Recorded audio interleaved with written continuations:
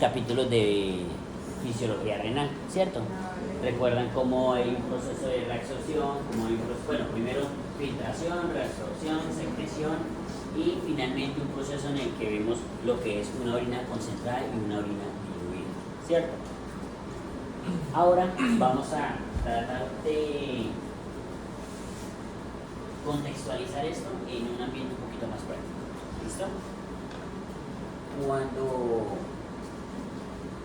por alguna razón patológica la funcionalidad de cualquiera de estos pasos que vimos en la funcionalidad se altera, vamos a ingresar en un cuadro que se llama insuficiencia renal, ¿vale? Que la insuficiencia renal la podemos categorizar por diferentes, digamos, clasificaciones dependiendo de el origen. Podemos llevar si es una insuficiencia renal prerrenal, si es intrínseca renal intrínseca y si es en un sitio anatómico posterior a la ultrafiltración y la producción de orina, vamos a tenerla como postrenal. ¿Listo?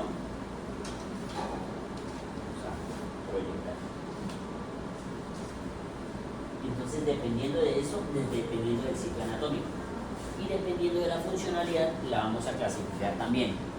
Ahora, este es el cuadrito, la vamos a clasificar dependiendo de la tasa de infiltración glomerular, que eso lo vamos a sacar prácticamente con la fórmula que hicimos de Jorge-Raúl o CKD-EPI o de MDRD, cualquiera de esas funciones que les dé, digamos, un número, en este caso es un volumen de filtrado, ¿vale? Esa filtración glomerular la vamos a sumar con otro factor y es la eliminación de albúmina, y eso lo denominamos albuminuria.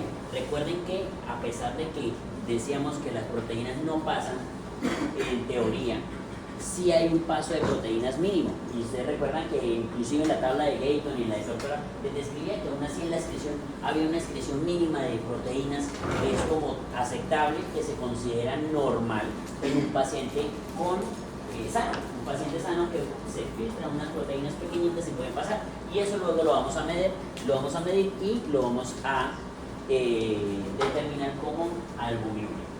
Entonces, cuando usted tiene un paciente que cursa con hipertensión arterial, con diabetes mellitus, con cualquier patología crónica que pueda poner en riesgo la función glomerular, dígase de estas dos o dígase glomerulonefritis, dígase pacientes autoinmunes, con patologías pulmonares tipo lupus, tipo vasculíticas, que son una gran cantidad.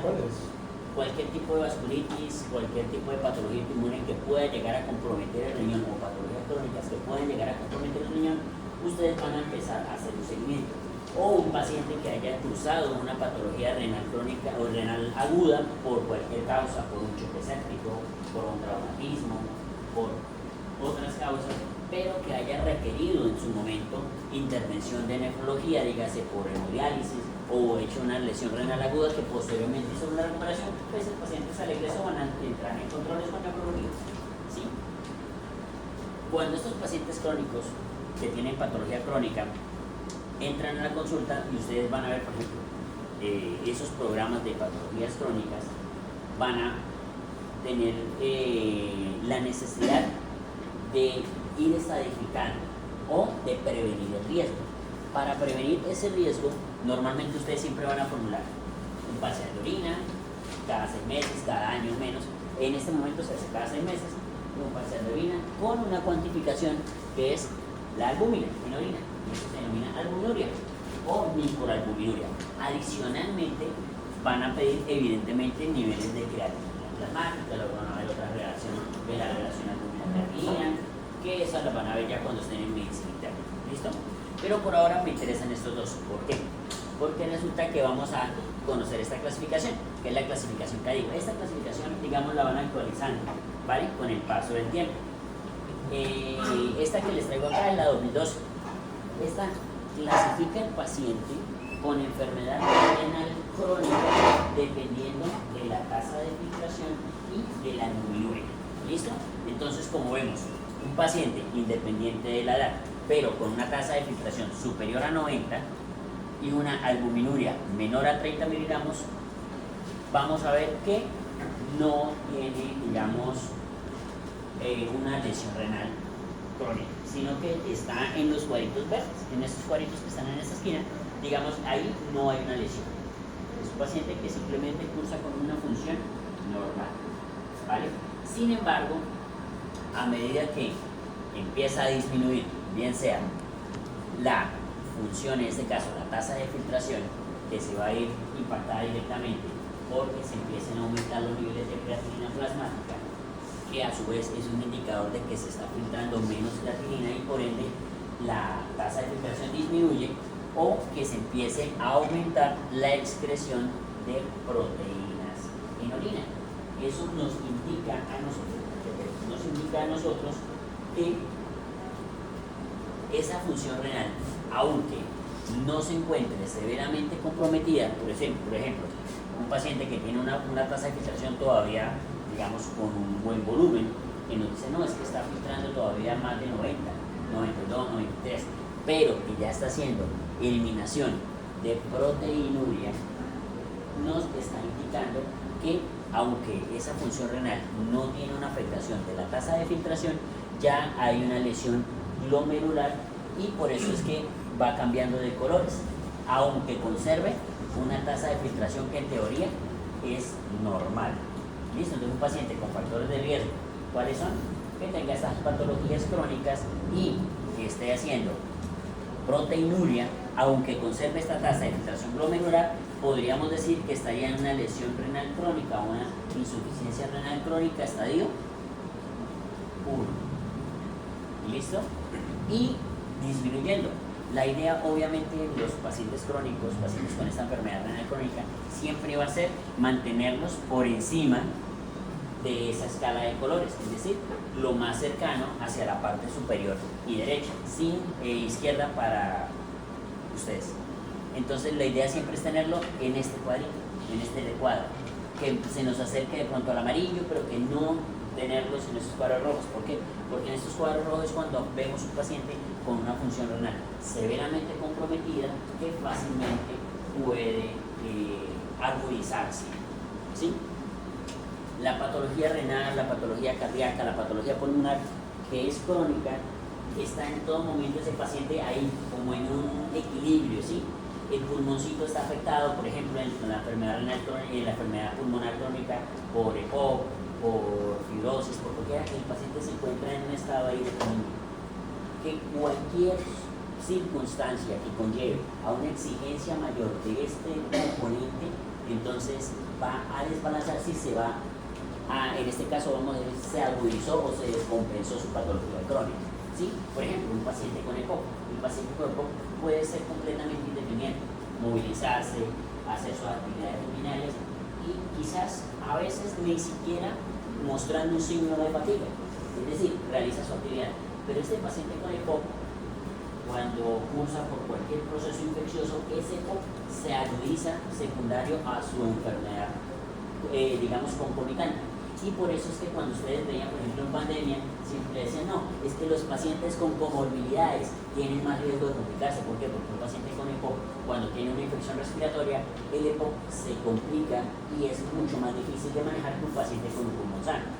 Que el paciente con falla cardíaca que tiene una fracción de eyección del 30%, 25%, que en la casa le alcanza para movilizarse, para caminar, para hacer sus cositas, pero tan pronto cursa una infección urinaria, tan pronto cursa una infección pulmonar, cualquier cuadro clínico que genere un aumento del gasto cardíaco, un aumento del requerimiento cardíaco, y que ese corazón, a pesar de aumentar su frecuencia, no logra compensarlo, va a empezar a generarse lo que se denomina una agudización de la falla cardíaca o una falla cardíaca aguda, y es cuando ese corazón no es capaz de compensar el requerimiento a la demanda que ese paciente está generando. Entonces, por esos pacientes, inclusive cuando hacen una actividad física, les toca, se sienten fatigados, se sientan y descansan y luego vuelven y caminan y así. ¿Por qué? Porque su corazón no alcanza eso. Entonces, cuando hay un proceso patológico que se suma, lo empeora. Lo mismo pasa con la patología renal.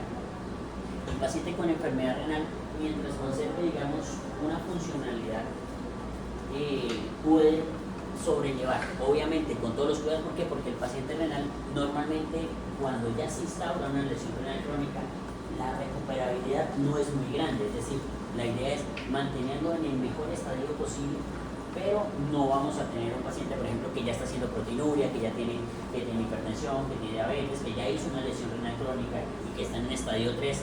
La meta del nefrólogo del control no es, ay, vamos a llevarlo a estadio 1, porque no se va a poder. En el mejor de los casos se logra escalar un estadio, ¿sí? Es decir, disminuir la proteinuria, mejorar, optimizar ciertas condiciones, pero ya ese riñón que ya está comprometido, ya cursa con una enfermedad renal crónica que va a tender a progresar. Entonces lo que se genera es hacer ese proceso lo más lento posible, ¿sí? Para permitirle al paciente un mayor tiempo con su funcionalidad conservada y obviamente eso repercute en calidad de vida. ¿Listo? Entonces por eso les trae esta tablita. Y ahorita, ¿qué es lo que vamos nosotros a hablar más que todo en esta clase? La enfermedad renal crónica la van a ver ustedes bastante en medicina interna, digamos esto es un brochazo, ¿vale? Porque realmente es mucho más complejo, pero lo van a ver ustedes en medicina interna. Y lo que quiero que veamos es esta parte. Esta parte es la lesión aguda. Así como hablamos de enfermedad pulmonar, de insuficiencia respiratoria, no hablamos mucho de POC, no hablamos mucho de patología crónica del pulmón, si nos metimos en el campo de la insuficiencia respiratoria. Entonces en este caso no nos vamos a meter muy allá en la insuficiencia renal crónica, pero sí vamos a hablar un poquito más sobre la insuficiencia renal aguda. ¿Vale? Esta es una escala que se llama AKIN, que es parte de la misma guía CADI. La lesión renal aguda, AKIN simplemente es lesión renal aguda por sus siglas en inglés, ¿vale? ¿Qué es lo que mide aquí? ¿Qué ven ustedes ahí? ¿Qué les llama la atención de esta tabla?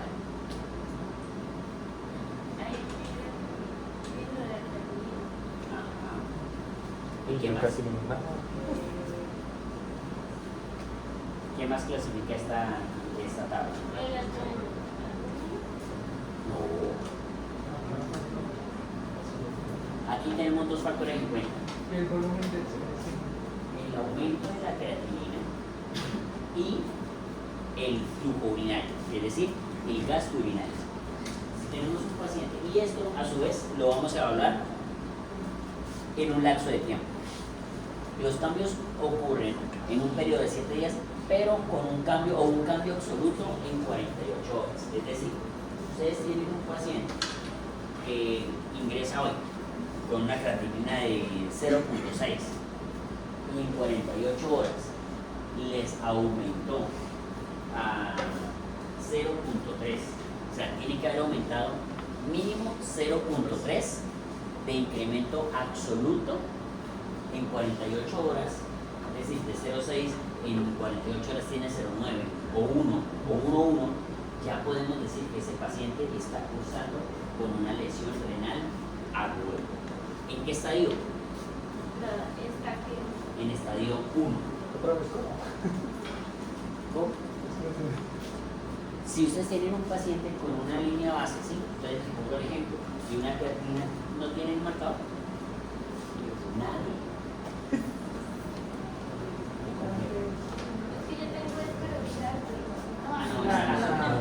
No sé.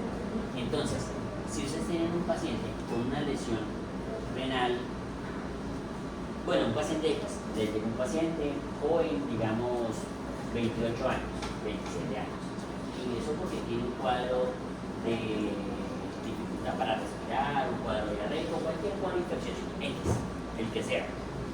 Pero resulta que ese paciente lo vieron el 3, lo vieron el 3, lo hospitalizaron, no, este paciente está bastante afectado por su condición médica, vamos a dejarlo en observación, vamos a hospitalizar, ¿listo? Lo hospitalizaron, le piden boom, creatinina, ustedes le piden una creatinina que tiene 0.6 de base, es decir, el paciente le ingresa a ustedes con un cuadro de 0.6 de creatinina, ¿sí? Y resulta que el paciente no evoluciona bien, se va deteriorando más, se deteriora más, y con el paso de los días, ustedes en 48 horas le hacen una nueva toma de exámenes. Esa nueva toma de exámenes les arroja una creatinina de 1, ya no de 0.6, de 1, y ese examen se lo hicieron en 48 horas, es decir, se lo hicieron el 5 de junio, el ingreso el 3. se lo hicieron el 5 de junio y ya tiene 1 de creatinina. El paciente puede de pronto todavía estar orinando, ¿sí? Pero ya aumentó más de 0.3 en 48 horas.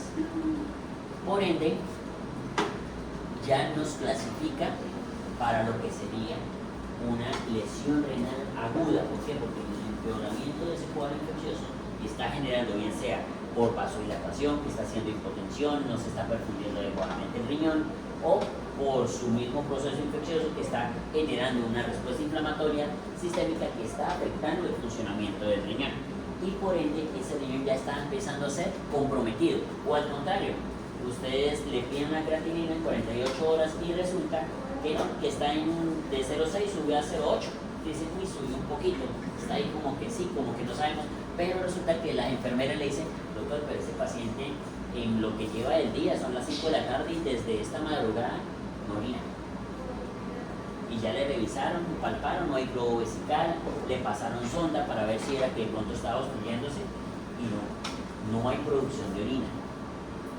En estos casos, miren, el criterio no solamente es uno, es el gasto urinario. Entonces, si ese paciente en las últimas 12 horas tiene un gasto menor a 0.5, aunque todavía conserve la función renal, digamos, aceptable por creatinina, ya ese paciente estaría entrando en un estadio 1 de lesión renal aguda.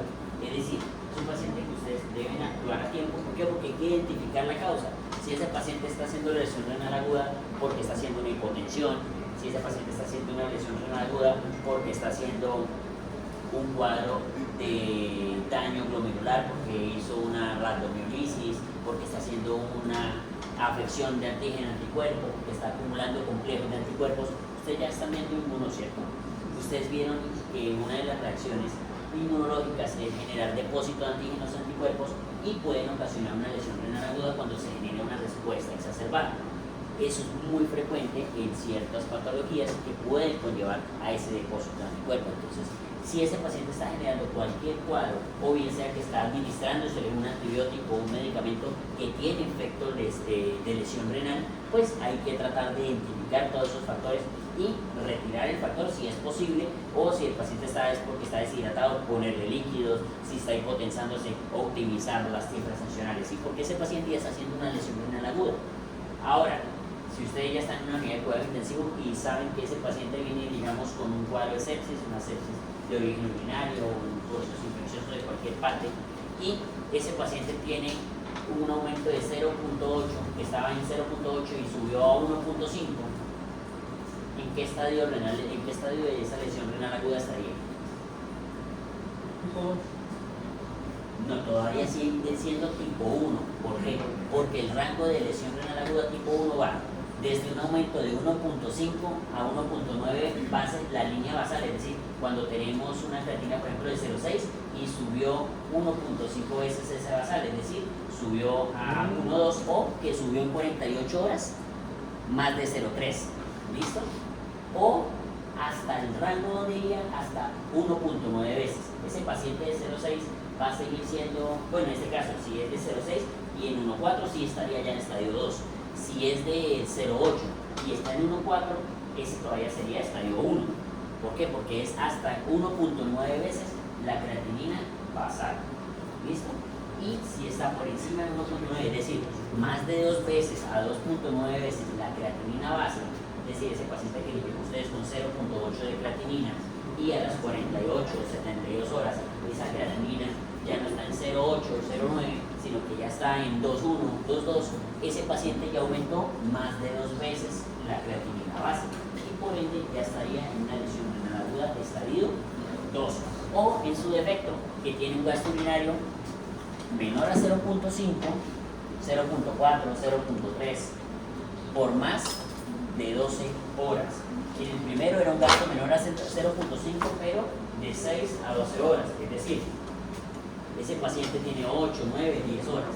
Si ese paciente ya tiene más de 12 horas con una eliminación de menor a 0.5, podríamos llegar a catalogarlo como una insuficiencia renal estadio 2, una I2. Y ahora, si se sube 3 veces la línea base o tiene un aumento neto por encima de 4 de la creatinina, vamos a ver que esto ya es un estadio 3.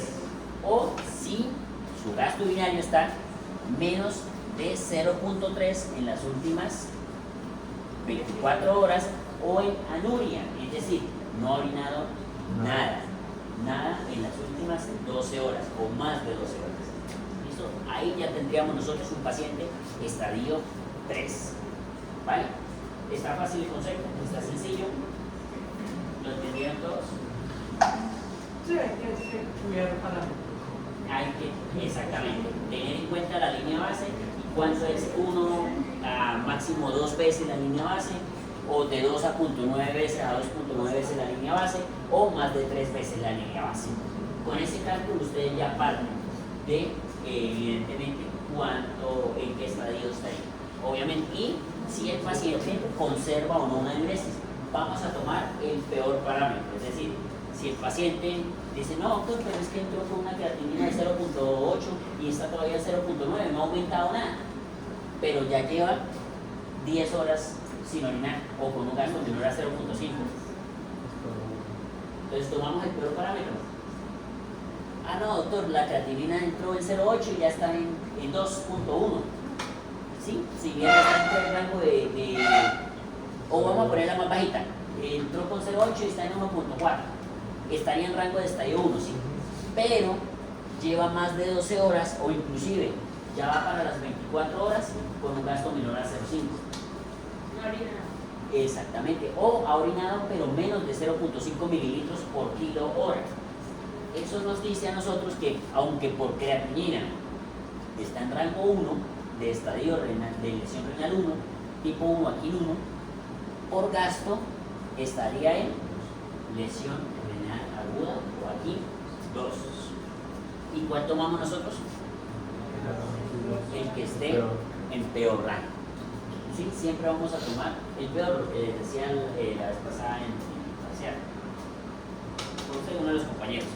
Siempre ustedes, la mayoría de las veces, pecan por descartar. Si usted tiene una duda entre si algo no, si sí o si no, a veces, en muchas ocasiones, hagámoslo porque pecamos un poquito de más a que a veces no lo haga y resulta que sí era necesario. ¿Listo? Entonces muchas veces hay esa duda, obviamente, siempre y cuando ese hagamos no implique un mayor riesgo, una mayor complicación, ¿vale? Pero en este caso vamos a tomar el que se considere con mayor deterioro. ¿Listo?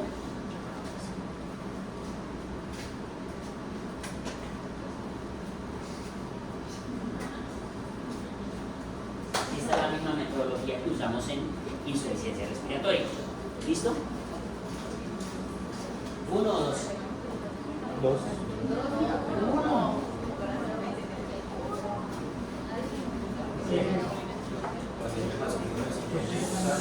Muchachos, vamos a escuchar al compañero.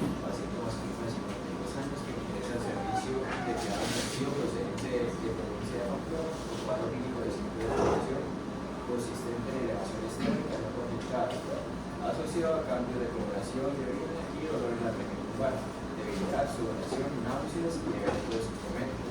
Antecedentes, él niega alergias, niega quirúrgicos y niega...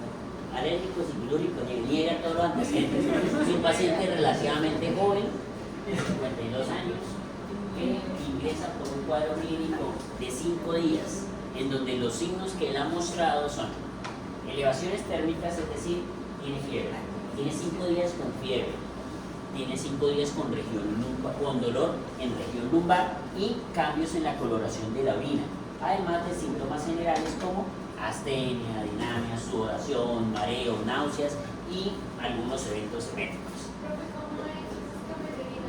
Cambios de coloración, normalmente tiende a hacerse más oscuros. ¿Sí? Los cambios de coloración, exactamente, están más oscuros. ¿Listo?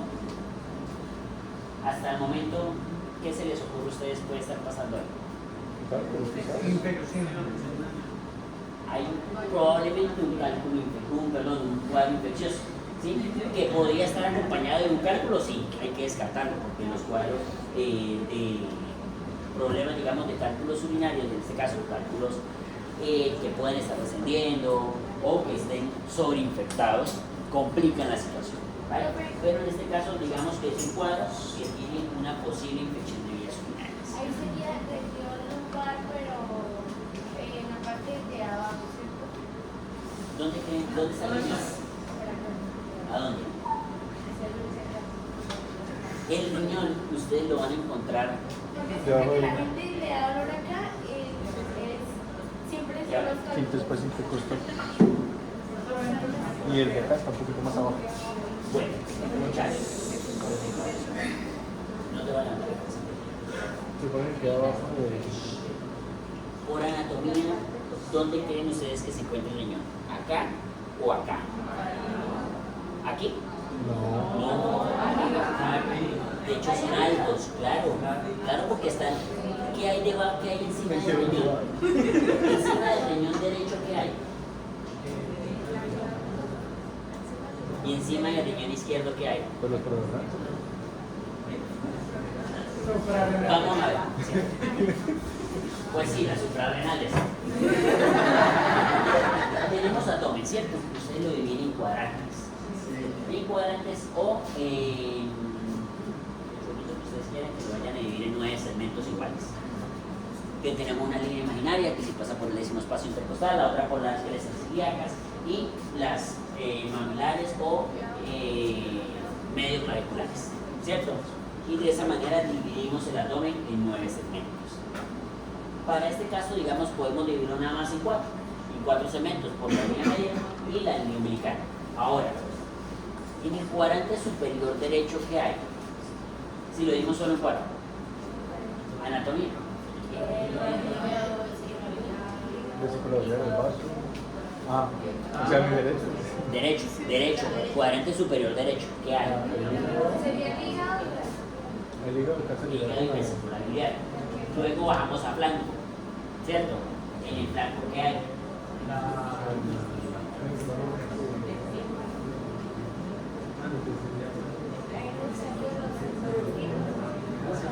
Está el riñón derecho y el colon ascendente, ¿cierto? O intestino grueso en su posición ascendente. Si nos vamos en ese cuadrante hacia atrás, ¿dónde nos queda el riñón? Acá. Les queda real. Ustedes van a hacer una puñopercusión en la parte superior del glúteo, nunca les va a dar positivo una puñopercusión. Puñopercusión es cuando pasen por semiología, es un pequeño golpecito que se hace en la parte posterior que ayuda a identificar cuando hay de pronto una patología renal que distiende la cápsula o una hidronefrosis que distiende la cápsula renal y duele. Entonces, esa pequeña puñopercusión nos puede indicar que hay un aumento en el tamaño del riñón y por eso genera dolor. Pero si ustedes lo que hacen es palpar el riñón buscando una doble palpación, porque hay una, digamos, maniobras que ustedes van a hacer de palpar el abdomen, ¿sí? Entonces ustedes están palpando el abdomen y ustedes van a buscar el riñón aquí, es decir, lo van a buscar en la fosa ilíaca, no lo van a encontrar, ¿sí? Y les va a doler en todo momento dolor en la fosa ilíaca y no es ahí, ¿listo? Entonces el riñón va más arriba. Es que pero tiene una pelvis.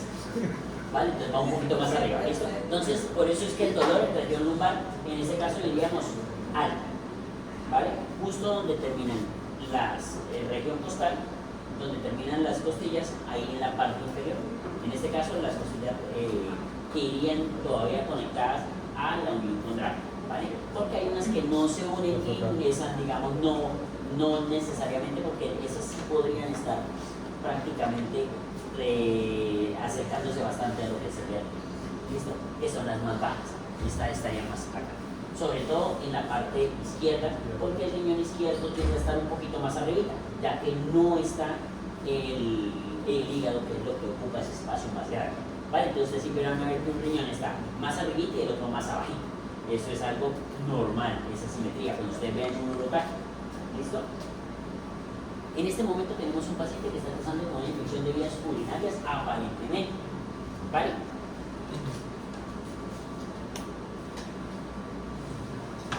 el examen físico tenemos una tensión arterial de 160, frecuencia cardíaca de 68 latidos por minuto, una frecuencia respiratoria 24,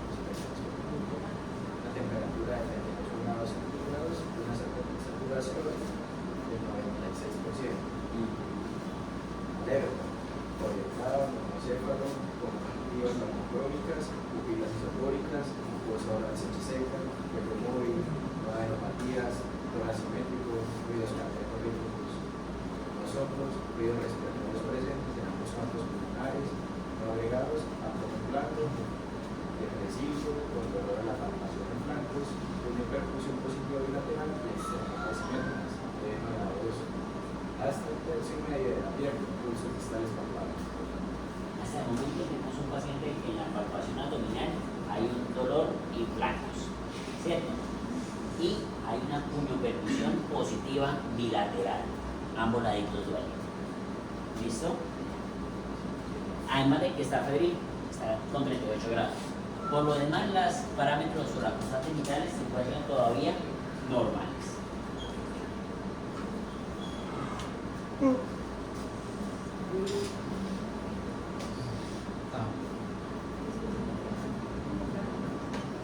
solo es la propia y el cultural, saber cómo está.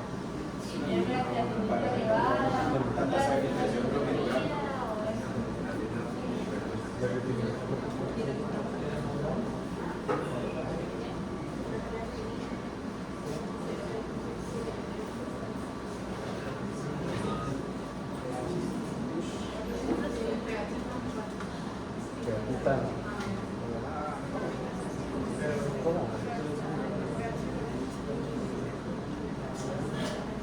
Bueno. A ver.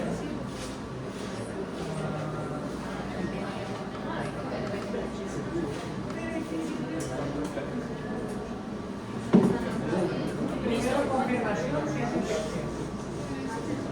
Porque va a ser otro positivo y... Listo, entonces ahora vamos a ver aquí una cosa. Uno, que levante la mano. Uno solita, no le va a pasar nada, tranquilo, no le va a pasar nada malo. Dale. Tú. Sí, tú, tranquila, tranquila. ¿Qué interpretas de esta creatinina? Está elevada, ¿cierto? Del boom. ¿Y el uroanálisis?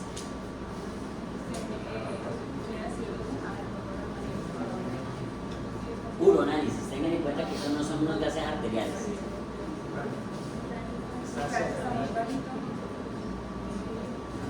Qué bien raro. Bueno, aquí vamos a interpretar lo que sería un uroanálisis, ¿vale? El uroanálisis vamos a mirar, digamos, unos factores que son importantes. Normalmente la orina tiende a ser ligeramente ácida, ¿sí? Ligeramente, es decir, no va a tener un pH de 7, va a estar entre 5,5, en algunos rangos de laboratorio la van a llevar de 5 a 6,5 aproximadamente. Siempre tienen que verificar el rango del laboratorio que les está dando el uroanálisis, ¿listo? Con el que ellos la densidad urinaria normalmente va de 1.015 a 1.030. En algunos rangos la miden de 1.02 a 1.03. Esto es 1.03, no 1030 ni 1015 como algunos lo dicen. No, es que tiene 1015 de densidad. No, es 1.015, 1.030. Recordemos que la densidad en este caso siempre es una constante que se va a comparar con lo que sería la densidad del agua a 20 grados centígrados a una atmósfera de presión. ¿Sí? Esa sería la densidad. Las proteínas, recuerda que dijimos que siempre pedimos unas proteínas, ¿por qué? Porque cuando hay una proteinuria, estamos hablando de un paciente que ya tiene un daño en la membrana de filtración, es decir, ya hay un daño en esas 3 capitas que veíamos nosotros que impedían que las proteínas pasaran. Por ende, esto ya nos podía dar un indicio de que podríamos estar frente a un paciente con lesión renal crónica que se agudizó, ¿sí? Pero que ya hay un daño, mientras que en la lesión renal aguda a veces puede que haya una traza de proteína, es decir, un positivo o unas proteínas indetectables, es decir, un paciente con lesión renal aguda que no tenía lesión renal previa, normalmente no van a conseguir proteínas, ¿listo? A no ser que haya una afectación directa de la membrana del glomérulo, ¿listo? Nitritos. Esto es parte del metabolismo bacteriano. Cuando tenemos un metabolismo en el tracto urinario vamos a dar positivo para nitritos. Aquí me falta una cosa que es cuando consiguen nitritos y leucos, pero en la parte superior del uroanálisis. Esa parte de leucos habla de una enzima que se llama estearasa leucocitaria, que es parte de la respuesta inmunológica leucocitaria que demuestra esta enzima o la funcionalidad de esta enzima, y cuando hay estearasa leucocitaria positiva nos indica que puede haber reacción inflamatoria en el tracto urinario. Ahora bajamos, hemoglobina, no tiene por qué haber hemoglobina, a no ser que haya un daño nuevamente en el glomérulo que esté eliminando glóbulos rojos y por ende eliminando hemoglobina. Glucosuria, ¿cuánto es la velocidad máxima del SGLT2? Digamos que iba por ahí por los 370, 372 miligramos por minuto. Entonces ya vemos que si es la glicemia está por encima, por debajo de 200 miligramos sobre decilitro, normalmente no vamos a conseguir glucosa. Si empezamos a ver glucosa acá, normalmente ese paciente ya podemos ir pensando que tiene una glicemia elevada. Bacterias. ¿Deben haber bacterias en la orina? Normalmente la orina se debe considerar un fluido casi estéril, que puede haber una ligera colonización uretral y por eso es que a muchos les sale una cruz de bacterias, pero no más, ¿sí? Leucos observables. ¿Deben haber leucocitos observables en la orina? No, ¿verdad? No deberían. Normalmente si vemos algún leucocito debe ser muy bajito, 0 o máximo 2 leucocitos por campo, es decir, por cada, cuando el bacteriólogo está examinando, ustedes vieron un laboratorio de ciencias básicas 1, ¿cierto? ¿Vieron orina? No. Pero sí contaron leucocitos y eritrocitos en campos. La placa tiene, digamos, unas marquillas y ellos van desplazándose por esa marquilla por campo y van contando cuántas células ven en cada campo. Eso es lo que ellos ven. Entonces, si en un campo hay de 25 a 30 leucos, no indica que hay muchos leucocitos. Lo normal es que un paciente no tenga, y si hay, de 0 a máximo 2 o 3 leucocitos por campo, ¿sí?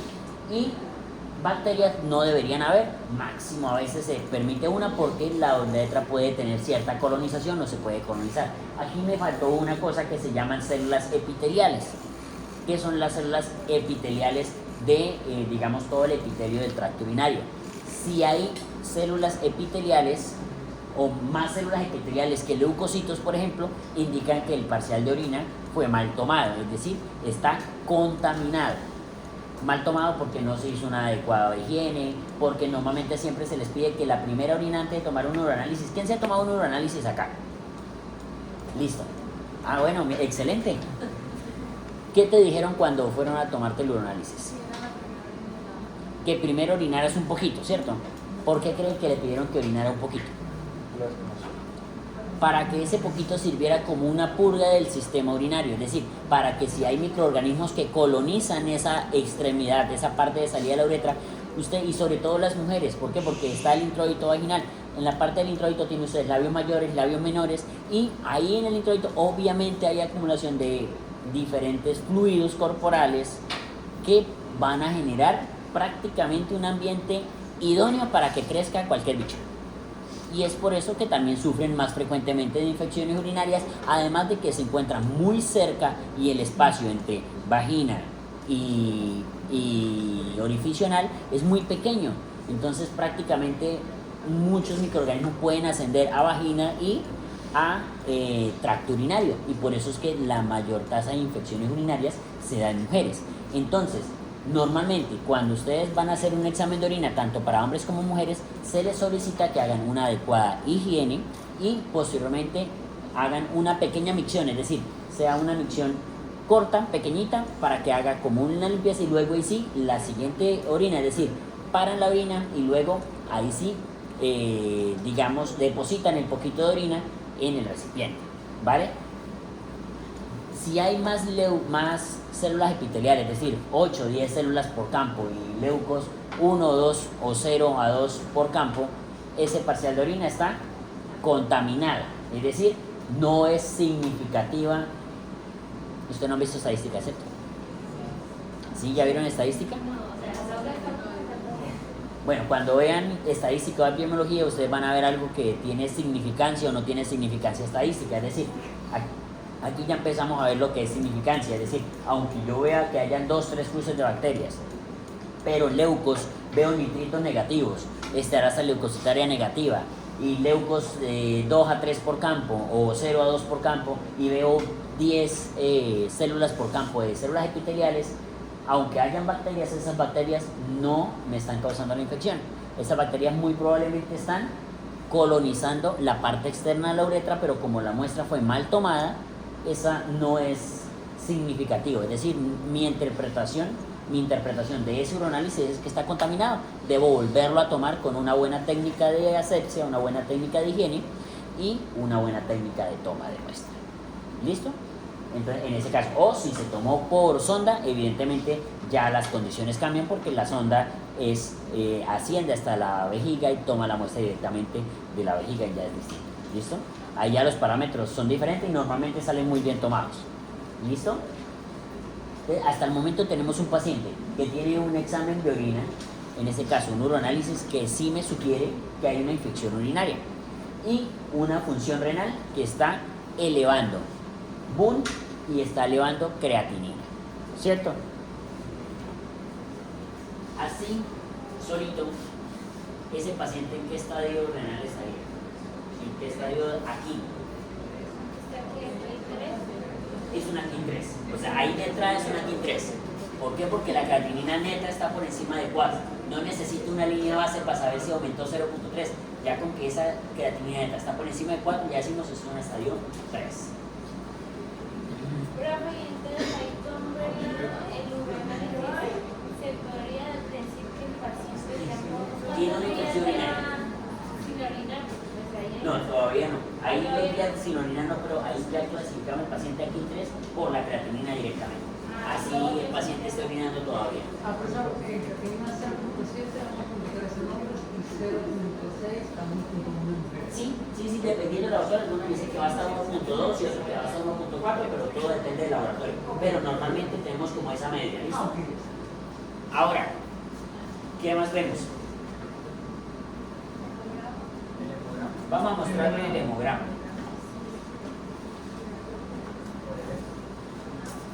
No, porque se trauman con el electro. ¿Qué vemos aquí?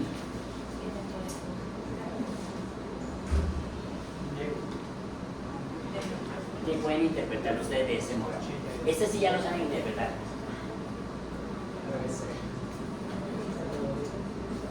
28.000 leucos. Una respuesta inflamatoria exacerbada. Hay algo que está ocasionando que esas células inmunológicas se estén reproduciendo y se está exacerbando. Decimos que hay 82% de neutrófilos, es decir, la mayoría de esas células son neutrófilas. Este cuadro infeccioso probablemente es de origen bacteriano.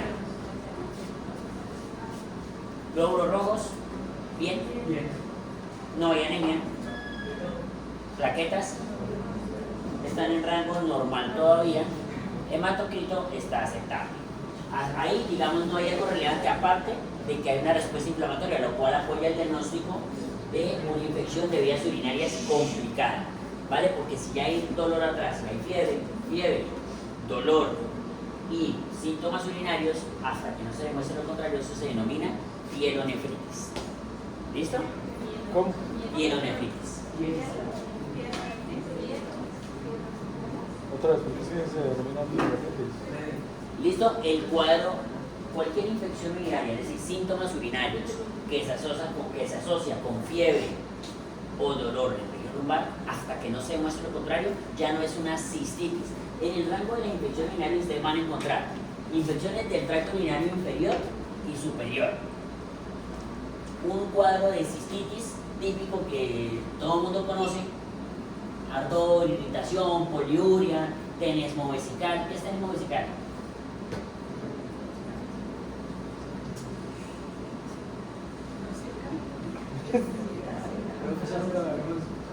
Búsquenlo, que es tenesmo vesical. Sensación persistente de necesidad urgente de orinar, incluso cuando la vejiga está vacía o se ha vaciado recientemente. Y las mujeres, aquí porque la mayoría son las niñas, las que más experimentan infecciones urinarias. Los muchachos, ¿alguno de los muchachos ha percibido alguna infección urinaria? Yo creo que de pronto cuando fueron niños quizás no la recuerden. Las muchachas, las chicas sí creo que más frecuentemente, ¿cierto? Es más, aquí ya más de una probablemente ha pasado por su segunda, tercera, cuarta infección urinaria, porque tienden a tener más. ¿Listo? Cuando están en cuadro infeccioso, ¿quién ha experimentado una infección? Digamos la última para decir que es una infección urinaria reciente. Bueno, ¿tú has tenido una infección urinaria reciente? Pero es que yo boto en la orina y pues me pasa eso, lo que el concepto que usted dijo. Digamos, voy al baño y así orine me vuelve a dar. Y son punticas lo que orina. Experimentan la sensación de que al final de orinar como que no vacían la vejiga y quedan como que algo falta por eliminar y se levantan y al ratito ya quieren volver a ir. Eso es tener hemosis vesical. ¿Eso es por qué? Porque hay un proceso inflamatorio en la uretra y en la base, en el inicio de la vejiga. ¿Listo? Eso es una cistitis cualquiera. Si el proceso infeccioso ya está generando gas, pues vamos a tener una cistitis enfisematosa, que ya es un cuadro que indica que hay bacterias productoras de gas. Pero resulta que si ya eso no está solamente ahí, sino que si ese proceso infeccioso asciende por los ureteres hasta llegar al riñón, cuando se inflama la porción pélvica del riñón, por eso se llama pielo, de esa zona pielocalicial, pielonefritis, ya hay un proceso infeccioso que está afectando y que puede comprometer la función renal. ¿Listo? Entonces, ya ahí el paciente va a experimentar un cuadro infeccioso con fiebre, escalofríos y dolor. ¿Listo?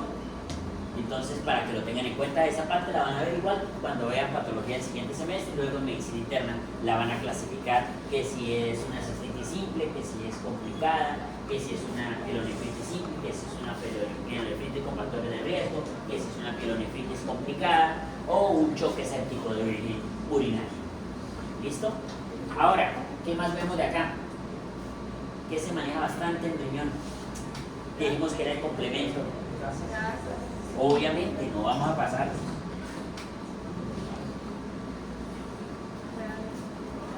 ¿Qué hay ahí? Uno que levante la mano y diga yo. Uy. La chica que iba a comentarnos sobre su infección urinaria reciente.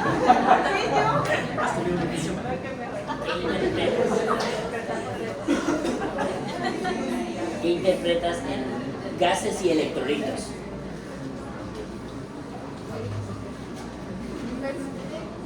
Primero creo que se salió un pH está ácido. El oxígeno está, pues lo normal es mayor para la cuenta porque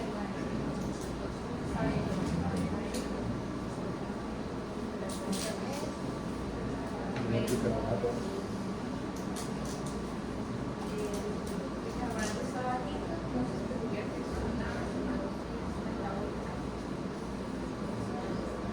¿Qué más interpretas?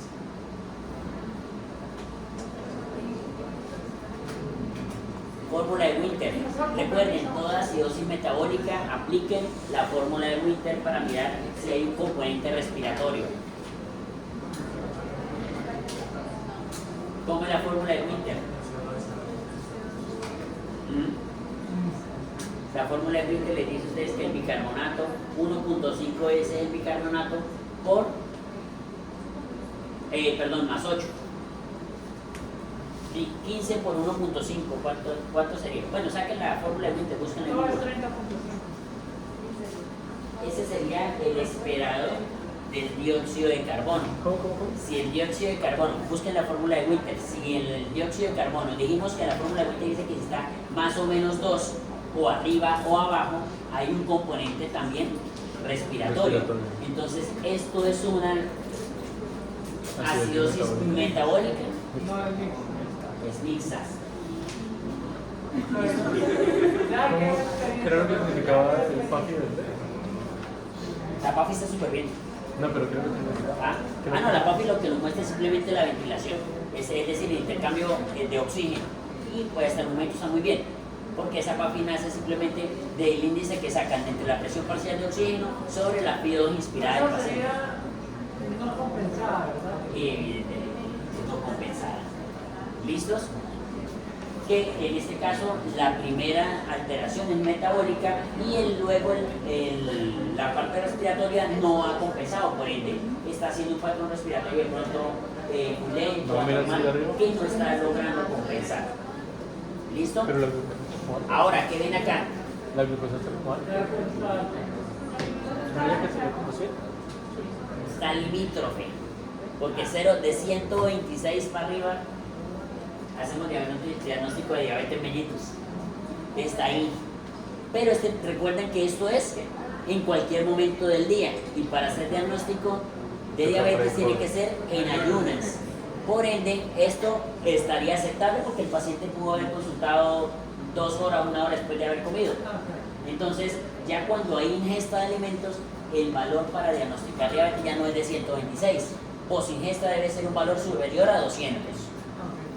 ¿Listo? Entonces la glucosa está normal. Electrolitos. Sodio, Está normal. normal. Potasio, está elevado. ¿Por qué está elevado el potasio? Exacto, ¿por qué creen que se elevó el potasio?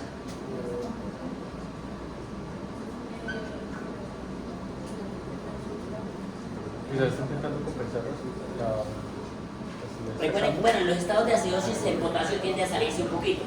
Pero ¿qué más?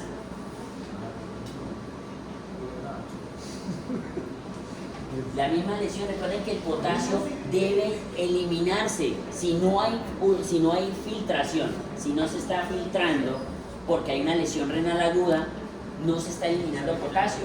Entonces, por esa razón, ustedes, los pacientes con lesión renal aguda, van a generar hipercalemia. Y precisamente hay 2 factores a tener en cuenta en la lesión renal aguda, que son los más peligrosos. Bueno, hay 3, 4, que son los que ustedes van a mirar. Pero de esos hay 2 muy importantes. El pH, porque recuerden que por debajo de 7.2, ¿qué pasa con los efectos vasopresores? Ya no funcionan bien. El paciente puede o tiene más riesgo de generar un choque séptico. Y el potasio, cuando se eleva, es proarritmogénico, es decir, va a generar taquicardia ventricular, que es la más frecuente, o una arritmia de complejos anchos. Taquicardia ventricular, que esa taquicardia ventricular puede convertirse en una taquicardia ventricular sin pulso, es una parada cardíaca. Por eso es que hay que bajar ese potasio a como dé. Entonces, aquí entramos a debatir lo que sería definir una urgencia dialítica. Urgencia dialítica se define cuando hay un paciente que está con una lesión renal y una sobrecarga de volumen. ¿Cómo podemos saber si el paciente está en sobrecarga de volumen? ¿En dónde? Pero hay algo que ¿en qué parte del organismo el edema es más peligroso? ¿Dónde? El edema pulmonar, en el pulmón. Cuando hay, ese es el primer criterio para urgencia dialítica, edema agudo de pulmón. Una acidosis. La urgencia dialítica define la urgencia cuando la acidosis está por debajo de 7.2. Es decir, aquí no cumpliríamos todavía con la urgencia. Si ese paciente tuviese edema agudo de pulmón, ya estamos con al menos 2 de esos criterios y ya estamos en urgencia. ¿Listo? Otro, hipercalemia. Sí, aquí está en hipercalemia. Otro, uremia. La urea, normalmente hay unas formas que ustedes, si no miden urea, pueden medir BUN y ustedes pueden convertir el BUN a urea. Busquen como un convertidor cualquiera de BUN a urea. BUN a urea. Ajá. Ahora, ¿cuánto era el BUN de este paciente?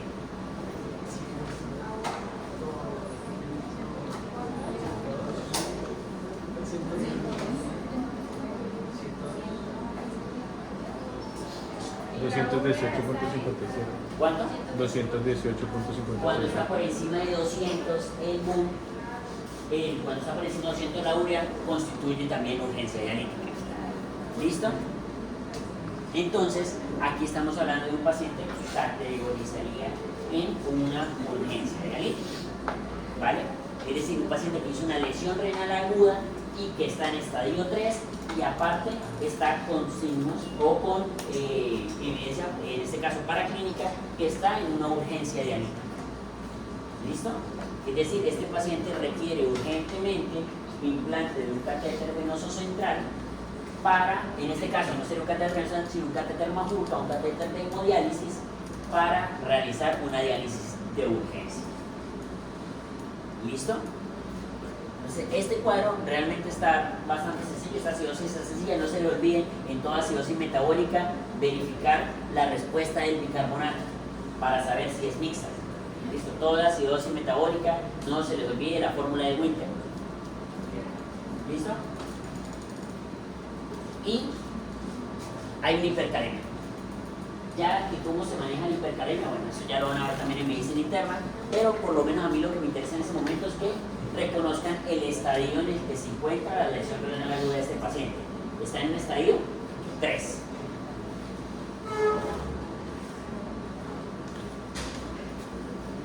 Ahora,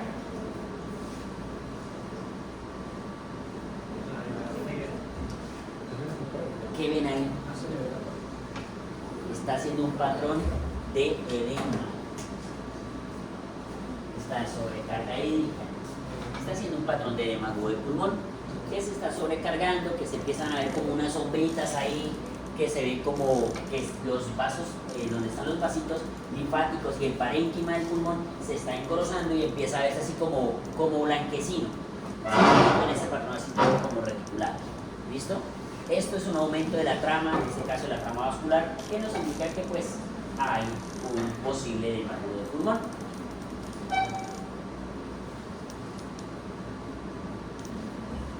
Impresión diagnóstica, dijimos que es un paciente, primero, una infección urinaria, cursando con una lesión renal aguda.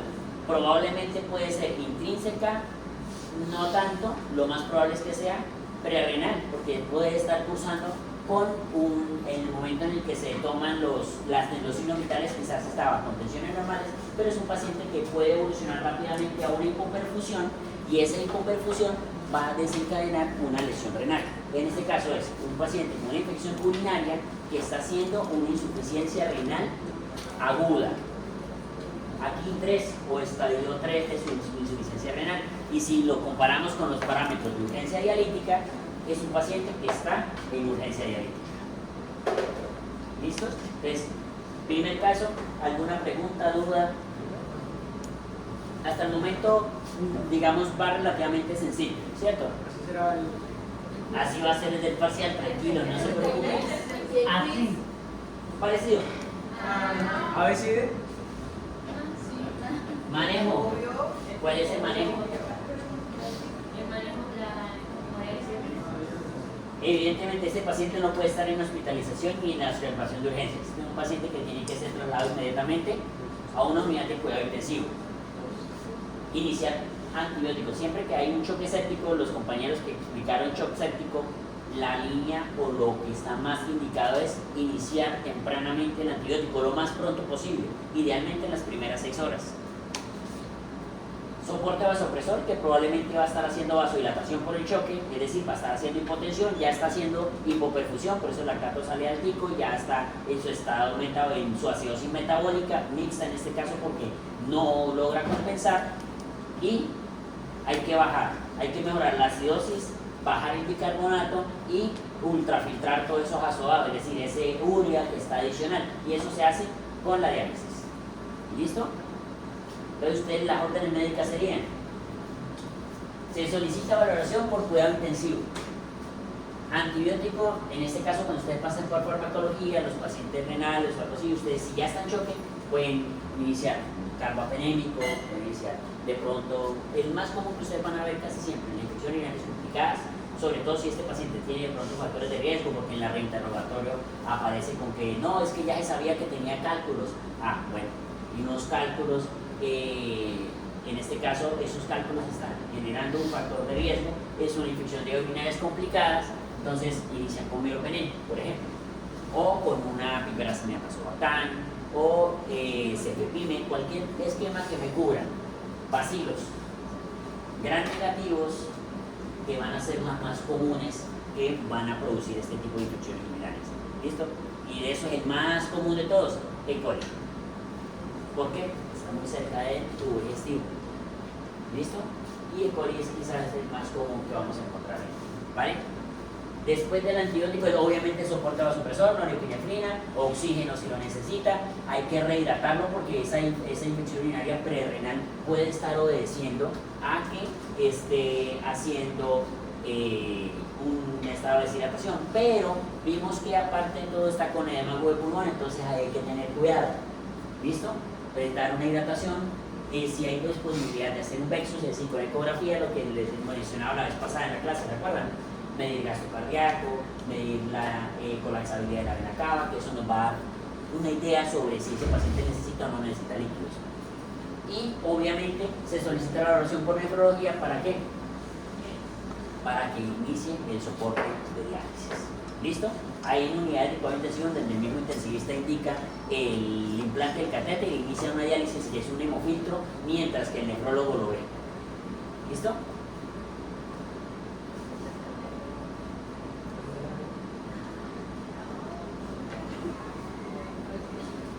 Segundo caso. Paciente masculino de 56 años que Ajá. Dale. Sí, usted. Mi paciente masculino de 56 años que ingresa al servicio de cuidado intensivo en grupo inmediato de recepción de tumor para el auricular derecho. Hallazgo quirúrgico. Lesión de gran tamaño que desvía la línea media hacia la izquierda, se reseca de manera parcial. Lecho tumoral por sangrado escaso, se cierra por planos. Antecedentes médicos niega, alergias niega, efectos niega. Listo. Esto es un caso completamente diferente al de ahorita. Aquí no hablamos de una fiebre, aquí no hablamos de nada de eso. ¿Cierto? Es una lesión paraventricular. ¿Será que estaba al lado del corazón? ¿Ustedes qué creen? Posoperatorio inmediato. ¿Dónde más tenemos ventrículos? ¿Dónde? Dígalo, tranquilo, eso es un espacio de aprendizaje, de enseñanza. ¿Dónde más hay ventrículos?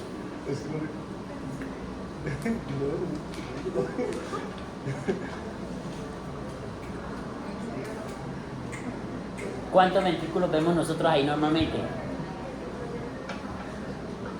Tenemos dos laterales, un tercer ventrículo y un cuarto ventrículo, ¿cierto? Si esta es una resección de un tumor paraventricular derecho, quiere decir que ese tumor estaba en cabeza, obviamente, cerquita, en este caso, del ventrículo derecho, ahí al ladito, ¿vale? Hallazgo quirúrgico, una lesión de gran tamaño que desvía la línea media, es decir, es muy grande, desvía, empieza a comprimir el otro lado, el otro ventrículo y el otro hemisferio. Se reseca de manera parcial, no la pudieron quitar toda, quitaron lo que pudieron. Lecho tumoral con sangrado escaso, es decir, el cirujano dijo, eso quedó bellísimo, no sangró nada. Son manos milagrosas. Antecedentes, nada, el paciente era sano previamente.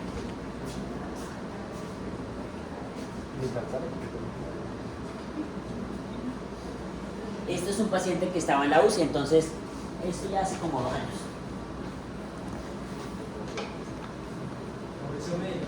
Examen físico, tensión arterial 120/70, frecuencia cardíaca 90 latidos por minuto, frecuencia respiratoria 28, temperatura 36.4, saturación de oxígeno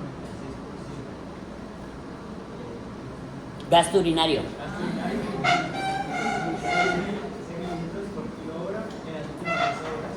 Soporte de epinefrina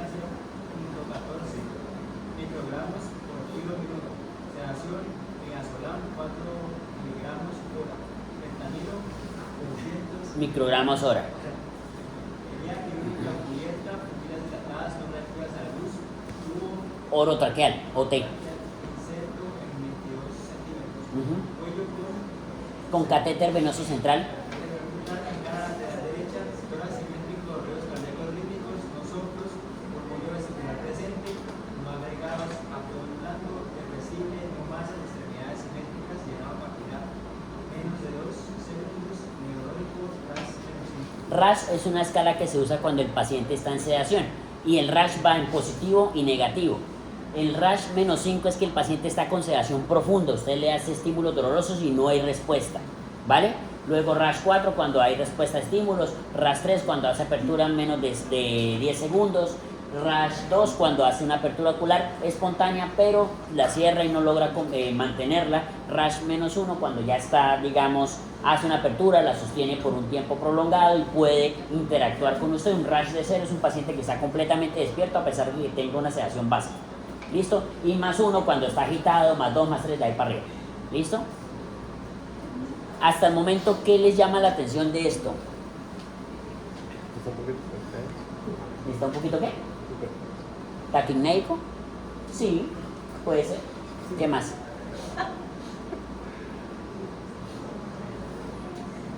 Tensiones bellas, pero porque está con soporte de norepinefrina.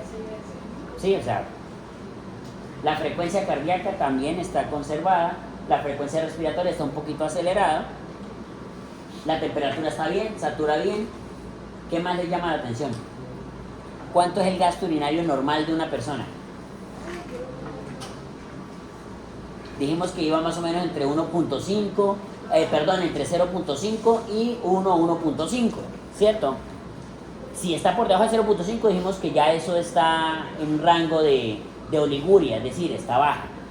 Pero si está por encima de 0.5, 0.7, 0.8, 1, uno busca llevar el gasto urinario entre 0.6 y más o menos 1.5, 1.6, máximo 2. ¿Sí? Ya cuando está por encima de 2, 3, ya está orinando mucho, ya nos toca empezar a reponer. ¿Este cuánto tiene? 6 mililitros por kilo hora. Si este paciente pesa 70 kilos, estaría orinando ¿cuánto? 420, ¿cierto? Está mirando un montón, está mirando muchísimo.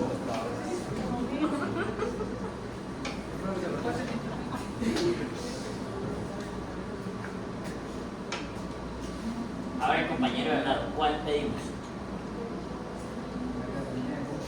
¿Ah? La creatinina y el mundo. Claro que estamos entrenando. Espere. Vamos a ver.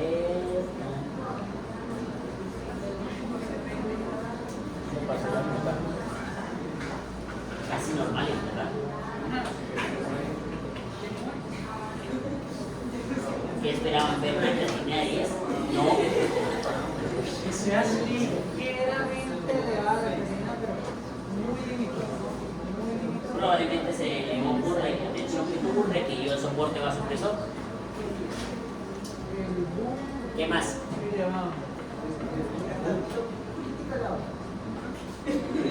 Recuerden que la relación va más o menos 20 veces, entonces 20 veces 1.38, ¿cuánto sería? 27. Estaría un MUL dentro de lo tolerable para esa creatinina. Y la creatinina sí está un pelín elevada, la creatinina, ¿sí?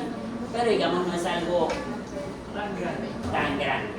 Esto es tomado después de la cirugía, no sabemos, ese paciente era ambulatorio, no sabemos cómo estaba antes. Entonces la clasificación sería normal postrenal. En este caso estaríamos normal, todavía no sabemos cómo estaba antes, pero esta va a ser nuestra creatinina de base. ¿Sí? Puede que el paciente tenga una enfermedad renal crónica ya, sí, pero todavía no sabemos si tiene aguda o no.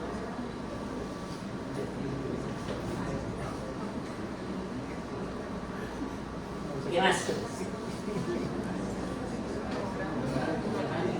Uroanálisis, bajamos por el uroanálisis, obviamente, ¿por qué no?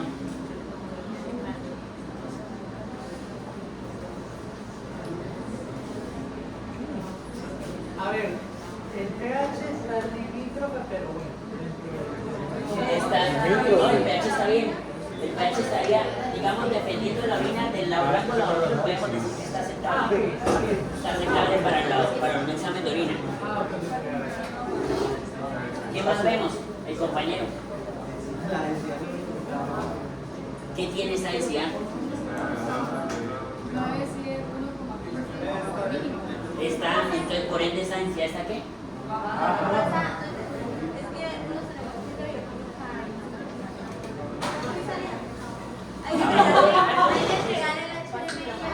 Listo. Vale.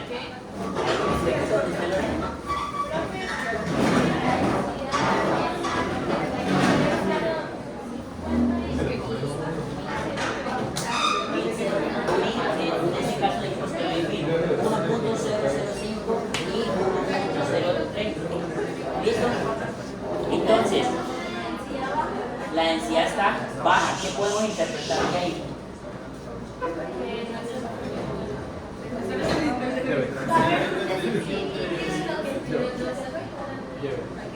¿Seguro que no está filtrando? A ver, pero que está orinando mucho, está filtrando un montón. Continuemos. Está filtrando más porque se relaciona también con el gasto urinario. Ahí estamos viendo que el gasto urinario, o sea, lo que está filtrando es alto. Eso también se puede relacionar con la densidad, porque si el volumen es dado, es mayor, entonces la concentración va a caer, lo que también afecta a la densidad. Se va a diluir un poquito. Listo. Y va por una idea que es válida. ¿Qué más piden? Profesor, no importa que los nitritos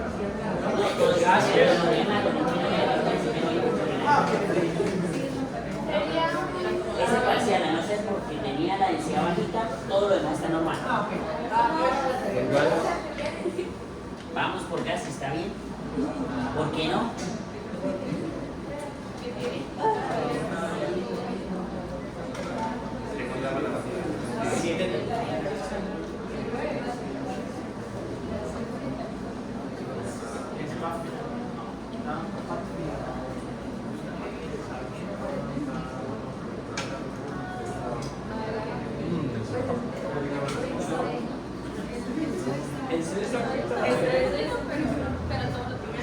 Listo, vamos a ver qué más.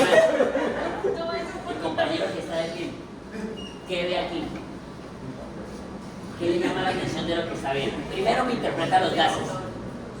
¿Cómo interpretas estos gases? Pues el pH está normal, que debe estar, sí, debe estar entre 7.65 a 7. Listo. La presión parcial de oxígeno no es alta. Pero si el paciente está intubado y tiene una presión de oxígeno alta por la FIO2 que está recibiendo, está aceptable.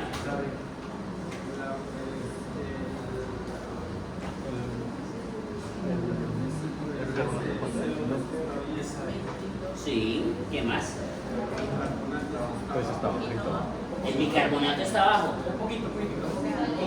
Pero decimos que íbamos a aceptar, la vez pasada dijimos que aceptamos un rango que iba desde 18 hasta 26 más o menos, que era, ampliamos un poquito el rango, porque en alguna literatura me dicen que de 20 a 28, en otras me dicen que de 18 a 24, entonces lo que hicimos fue como que ampliar el rango un poquito. Entonces, bajo ese contexto, digamos que esto estaría aceptable.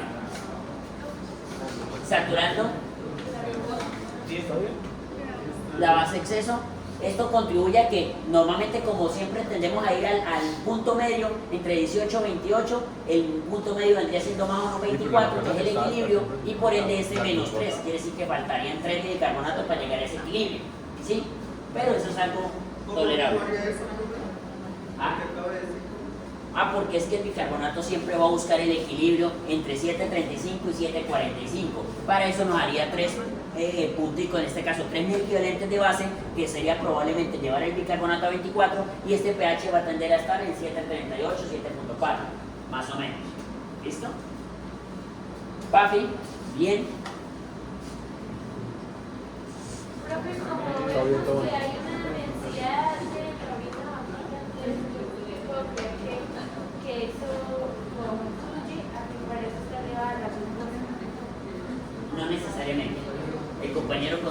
interpretación magistral que está haciendo de los electrónicos.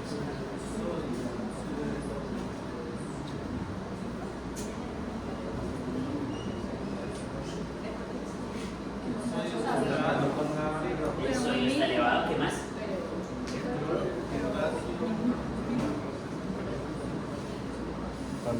Potasio está bien, cloro está aceptable, glucosa un poquito elevada, pero recuerden que si es una ingesta diaria, o sea, esto es una glucosa no en ayunas, sino X, es aceptable. Si yo les digo que es en ayunas, ya es un cuento diferente.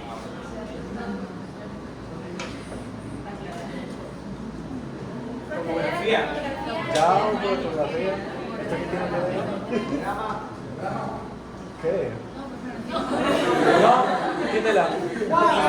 La luna. ¿Qué es esclarecedor? Ustedes ya saben ver una tomografía, ¿cierto? Obvio, sí. En anatomía lo hicieron. ¿Qué? Ah, claro.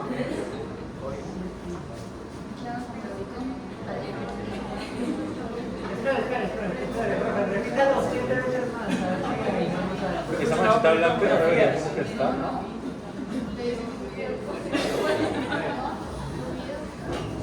Ajá.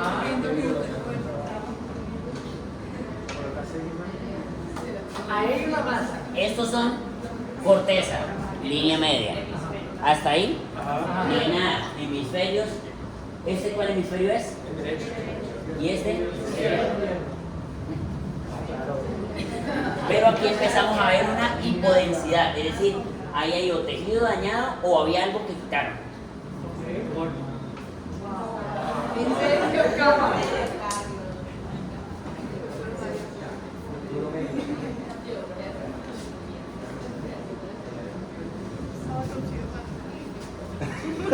Ventrículo lateral, Izquierda. ventrículo lateral, algo había al lado del derecho que quitaron y quedó enorme, ¿listo? Pero resulta que algo más se está comprimiendo. Donde quitaron el tumor, empezó a generarse un edema. Se empezó a edematizar todo el tejido alrededor del sitio que se operó. Y por eso el tercer ventrículo, en este caso el ventrículo lateral, que es el lateral derecho, se está viendo aplastadito. ¿Listo? Este no es el ventrículo, esto es donde estaba el tumor y que se empezó a edematizar. Miren que acá se alcanzan a ver los surcos todavía, aquí ya no se ven. Eso quiere decir que si se borran es porque está hinchadito, se edematizó. Y por ende está aplastando el ventrículo. ¿Listo?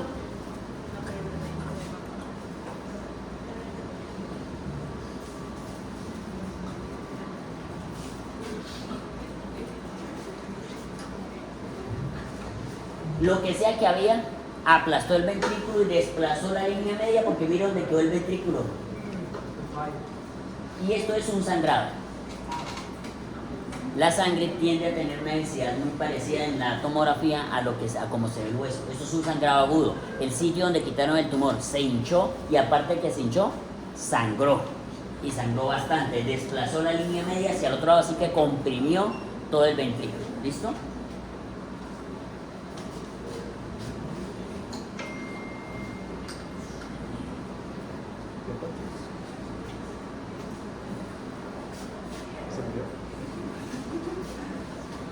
En pocas palabras, eso fue una catástrofe quirúrgica, postquirúrgica, ¿listo? Eso dañó todo. Pero resulta, aquí, aquí ¿qué tenemos? Esto sería el lóbulo frontal, pero ahí debajito aquí tenemos lo que sería el indicio de la silla turca, que se encuentra ahí contenido. El quiasma óptico sí, pero parte del sistema nervioso que también es endocrino. La hipófisis. ¿Qué secreta la neurohipófisis? Vasopresina. Si la vasopresina en orina diluida y concentrada que vimos pasa, si no hay secreción de vasopresina, ¿qué pasa? No genera la porosidad en los vasos, en los túbulos. No se concentra la orina. ¿Por qué? Porque no genera porosidad en los túbulos distales. ¿Qué receptores tenemos? Acuapolinas 2. Receptores B2 de vasopresina. Esa vasopresina que actúa sobre los receptores va a estimular que salgan unos transportadores, ¿sí? Que se expresen unos transportadores en la membrana, los transportadores de acuaporina 2. Y también actúa sobre otros receptores que vimos que eran los receptores de urea, los transportadores de urea, UT3 y 1, ¿te acuerdan? Y los dos estaban en el otro lado, ahí en el asa descendente. Si nosotros tenemos una secreción inadecuada de la hormona antidiurética, no estamos, en este caso no es una secreción inadecuada, en este caso no tenemos hormona antidiurética, desarrolla un síndrome que se llama como diabetes insípida. Ese paciente hizo una diabetes insípida secundario a una resección de un tumor que evidentemente resangró, el edema dañó hipotálamo, hipófisis, por ende no se secreta vasopresina y por eso empieza a hacer eliminación de agua y el sodio se empieza a aumentar, el sodio plasmático, no porque haya más sodio, sino porque se está eliminando el agua libre. Y recuerden que el sodio va relacionado con el agua. Si yo le saco agua, el sodio va a quedar como más concentrado, la osmolaridad plasmática se va a aumentar, porque va a haber una hipernatremia, pero esta va a ser hipernatremia hipovolémica, porque hay poca agua. Entonces, por eso yo les decía que lo único que llamaba la atención ahí, o que daba el indicio de lo que podía estar pasando, es el gasto urinario tan alto. Obviamente la fracción excretaria de sodio iba a ser más baja en proporción al gasto, la hipernatremia y el hallazgo tomográfico de un daño en la hipófisis. Entonces este paciente fallece posterior a la cirugía, a los 2 días más o menos de estancia en la unidad, posterior a la cirugía. Hace un edema maligno que hace una lesión de hipófisis, viene una diabetes insípida. Después de esto, este paciente hace un deterioro con dilatación pupilar, se hace un test de apnea y el paciente se diagnostica con muerte encefálica. Y ese paciente fallece porque, pues, a pesar de que la hipernatremia, digamos, sería como un trastorno electrolítico que no nos permitiría hacer el test, sí cumplía los demás criterios para hacer, digamos, para contemplar la lesión neurológica, para contemplar en este caso la muerte encefálica, una lesión neurológica extensa y evidencia de que no hay reflejos o no hay funcionalidad del tallo cerebral.